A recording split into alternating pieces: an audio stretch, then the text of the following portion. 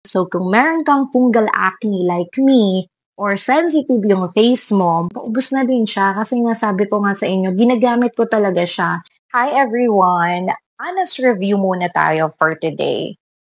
Alam niyo naman kung nanonood kayo ng mga videos ko na in the past, uminom ako ng collagen and then na-trigger yung mga acne ko, which is makakating acne siya, and tinatawag daw siyang fungal acne or fungi acne. Okay?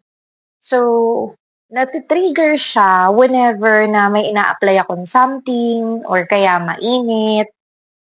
And talagang naging sensitive yung skin ko sa paggamit ng mga kung ano-anong product sa face. Nag-try ako ng different products, talagang after an hour, after couple of minutes, nangangati na agad yung face ko. So talagang nahirapan ako sa part na yon. And nakakatuwa lang kasi gladly na-discover ko tong product na to, which is yung The Originate Sunscreen with SPF 50 plus. And as you can see, going close up with you, meron pa din siyang mga marka ng kahapon. May mga butlig-butlig pa siya. But the good thing is, alam nyo naman tayo girls, hindi tayo lumalabas nang hindi tayo nagsa-sunscreen or wala tayong protection sa face. So talagang naghanap ako ng sunscreen na makakatulong sa akin to protect my face na hindi mati-trigger yung mga fungi acne na meron ako currently. Tanggalin ko lang yung salamin ko so that you can see kung paano siya i-apply, okay? So, ito yung product na sinasabi ko. Ina-apply ko lang siya. Yan, ganyan. Actually, konti nga lang ako maglagay Pero, kasi ayan, paubos na din siya. Kasi nga sabi ko nga sa inyo, ginagamit ko talaga siya. And alam nyo naman ako, hindi ako nagbibigay talaga ng honest review kung hindi talaga siya totoo at hindi ko siya ginagamit. Actually, madami pa akong product currently na tinatry kasi ayokong gumawa ng video.